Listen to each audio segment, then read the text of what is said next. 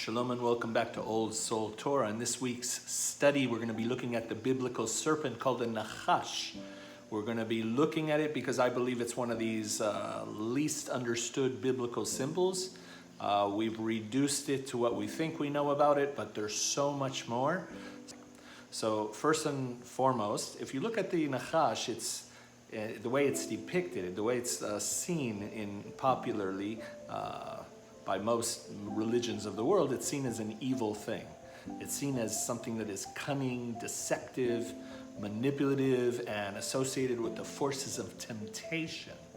So if that's the case, what do we do with all the other stories that it appears in the Bible in completely different contexts? One of those stories being in the book of Numbers, where there is a plague that breaks out amongst the Israelites and death breaks out, a plague of death.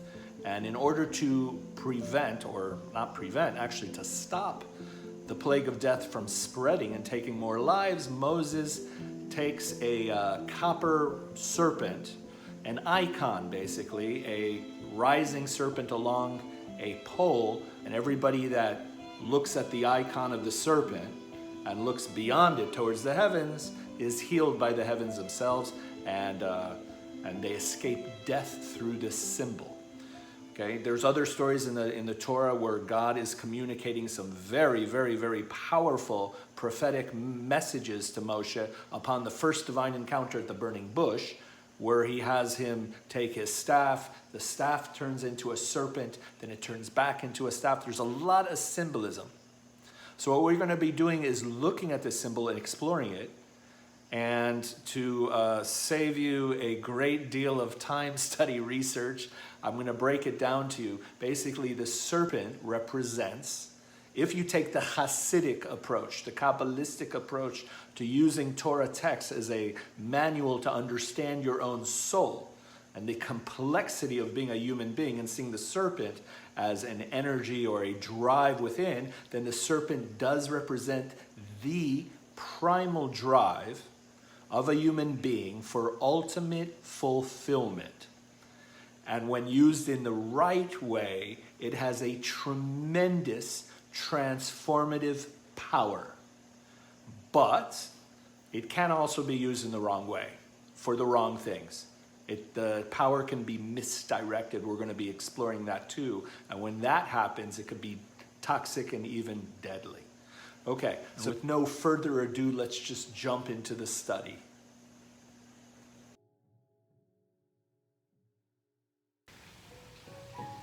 So when we're saying that the serpent represents the primal drive of man, what exactly are we talking about?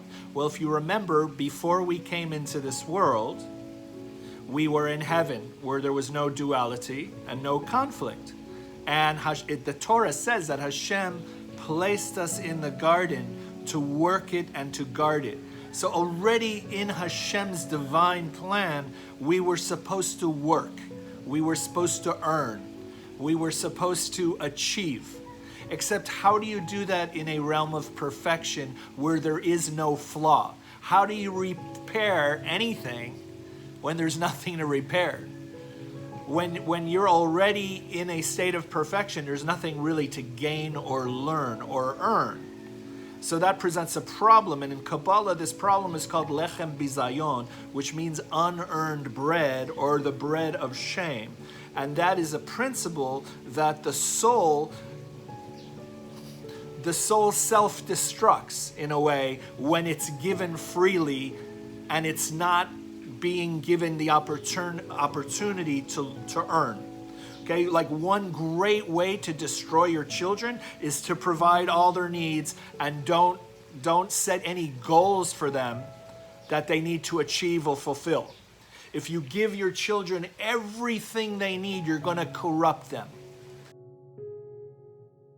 Snake itself was part of the divine plan, so that it would be a catalyst for us to transform, a catalyst for us to go into a realm that we were not native to this physical realm, and then the snake would become part of our drive to transform. The idea that the Nachash, the serpent, had any kind of role in God's divine plan is actually voiced in the Talmud, in Masechet Sanhedrin, where it says, Rabbi Shimon ben Manasseh says, "Woe over a great servant that has been lost to the world, in that the snake had been cursed that it should go on its belly."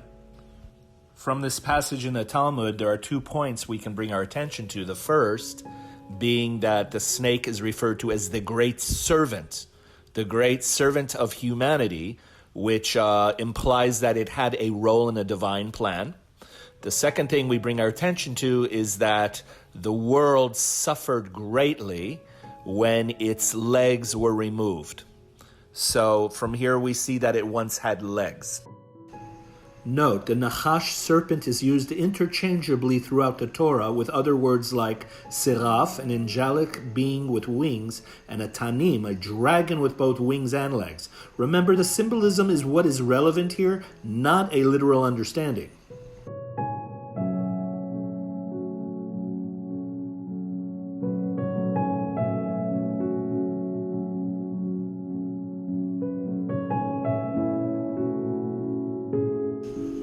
To reach the next level of understanding, it is crucial to understand the role that the 4 elements play in the Torah.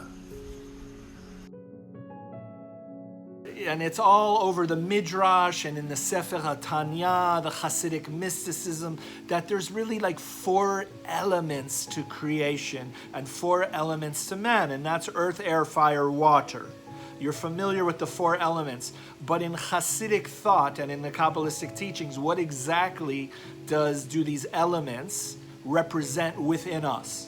So earth represents the basic biological needs that we function, the animal self, right? So when we're here on earth, we're looking basically to survive, to eat, to procreate, and to do exactly what every other living thing does on this planet. Then above earth is water, and water is the realm of emotions. And you know, waters could be turbulent, waters can soothe. Water is the foundation of one of the foundations of life, and in this aspect it represents the emotions. Above water is air, and that's the intellect. Okay, and above air is fire, which represents the spiritual realm. And when the Torah says that the serpent, its legs were removed, it's implying that once upon a time the serpent did have legs. What does it mean it had legs? It's symbolic. It meant it was able to crawl and move and to go from one realm to another, to go in and out of the different worlds with ease. The curse of the snake was that those legs were removed and it was confined strictly to the earth realm. On your belly you shall lay and you shall eat. Eat what? Earth, the dust of the earth. What does this mean? That the primal drive of man within us, one of the side effects of being human was that the primal drive would be confined to that its hunger, its main appetite would be for earthly things, for survival. And that our primal drive, which is really the drive within us to grow, it's the engine behind our growth and the direction, the movement and direction towards our goals, that is the primal drive. And if it's only confined to the earth realm, that's what we call a coiled serpent mode. It's not the serpent as it's rising. It's the serpent when it's stuck, when it's trapped in the lower part of ourselves, the animal self. And so the Torah says that we're here to transform, we're here to change, we're here to grow. We're not here to get stuck. We're not here to be like all the other animals.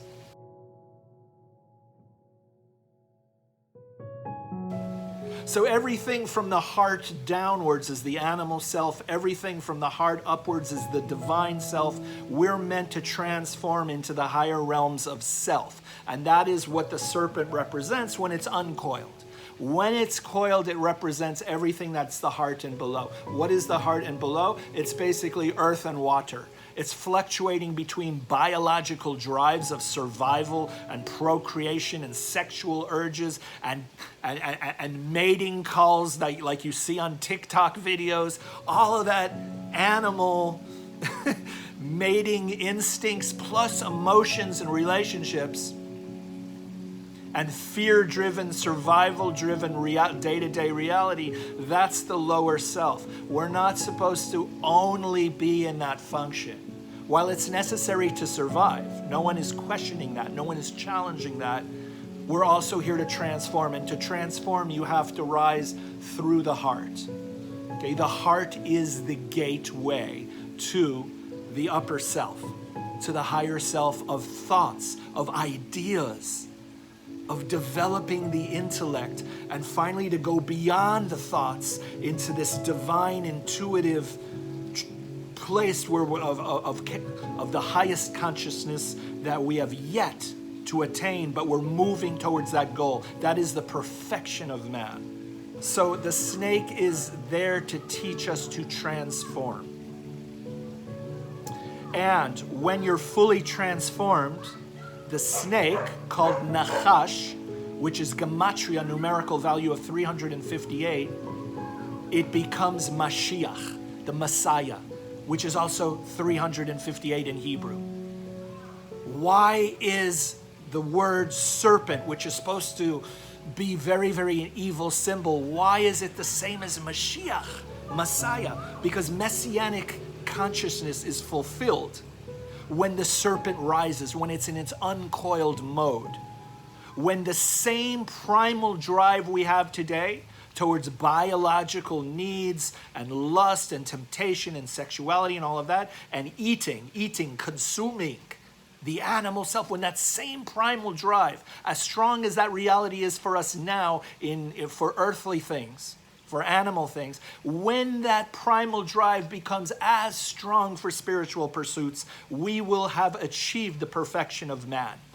So once upon a time, when the serpent had legs, it means that the primal drive of a human being was towards spiritual development, spiritual pursuits, spiritual realization.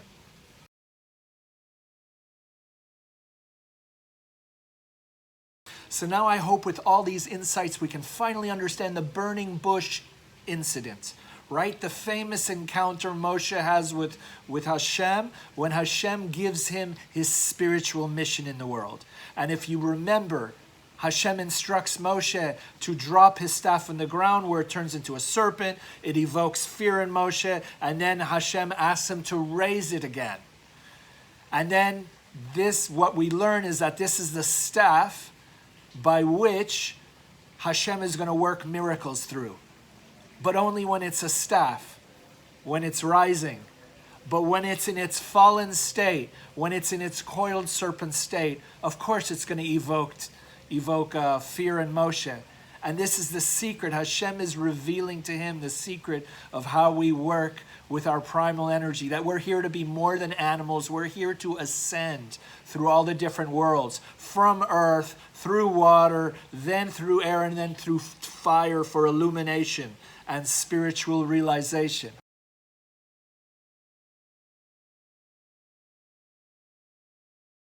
Put it brief, yes, of course there was a sin involved with the eating of the tree of knowledge, and the way I'm going to explain it is through an analogy. Okay, so imagine you're doing martial arts training, and imagine you're just on the starting belt, you're on white belt, right? And you know that you need to be at least a black belt, if not higher, in order to enter a tournament, a competition. And imagine you're overly confident as a white belt, and you're already starting to try, before you can get into the initial training and development towards a black belt, you already want to start doing those flying kicks, and you're overly confident that you want to enter a tournament. What's going to happen when you enter a tournament unprepared? And the answer is you're going to get hurt. You're going to get very, very, very hurt because you're not prepared. So the tree of knowledge, in God's overall divine plan, it was planted in the center of the garden right near the tree of life, meaning God had every intention of us entering the tournament, eating of the tree of knowledge, entering a world of good and evil. But he didn't want us to go unprepared. And so there was a big, big, big warning sign. Do not eat of this tree, right? Now, so the sin was not in the eating of the tree, but in the timing. Do you see the difference? So the sages of Israel say that the tree of life would have been the necessary training that had to happen first before we were ready and responsible enough and trained enough to eat of the tree of knowledge. When was the eating of the tree of life supposed to happen? Well, man was created on the 6th stage of creation, let's say the 6th day. On Shabbat was the eating of the tree of life. Now let's get to the second question about, is a snake evil?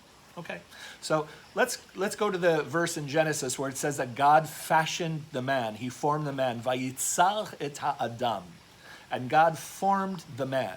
The verb yatzar, which means to form or fashion, is actually spelt only with one yud, normally. But in this verse, it is a double yud. Okay, vayitzar, 2 yuds. Yud is like the letter Y in English. Why is there 2 Y's? Because the word yetzer, in addition to it meaning to fashion or to form, it also means inclination or drive. So the sages of Israel say, why are there 2 yuds in this particular word in this verse? It's because when God was fashioning us, he formed within us 2 opposing drives, the Yetzer HaTov and the Yetzer HaRa, the inclination to do good and the evil inclination to get into trouble, right? So we have these 2 drives, 2 inclinations within us. Now I want to share with you a commentary from the Baal Shem Tov, the founder of the Hasidic movement, on the Yetzer HaRa, on the evil inclination. The Baal Shem Tov explains that the Yetzer HaRa, the one way to really, really understand our evil inclination, is that if you take the word ra, or ra, right, it's resh ayin, it's the same letters as er, which means awake. So the Baal Shem Tov says that what is the Yetzer Hara? The Yetzer Hara is this overly awakened part of ourself that never sleeps. How do we know it never sleeps? Because the Yetzer Hara is linked to the Nachash, the serpent, right? And if you look at the serpent, it doesn't have eyelids, it never sleeps.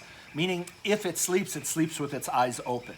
So the Yetzer Hara is this overly awakened part of ourself that is always awake and never goes to sleep. Now, if we don't channel and focus that overly awakened inclination within us, it starts to go into the forbidden zone. It is so awake and so hungry. It has such an appetite for experiencing things that if it is not supervised, if it's not channeled or directed or focused, it can lead us into forbidden territory. That's just the way it is. I hope this answers the question and clarifies. I'm not here to replace a traditional understanding of the text, but rather to widen it and to widen our perspective. If you enjoy this lecture, this study, please join us for more. If you haven't subscribed yet, do so that we can remain in touch. In the meantime, may we go from strength to strength. God bless, and everybody keep safe and healthy on their journeys.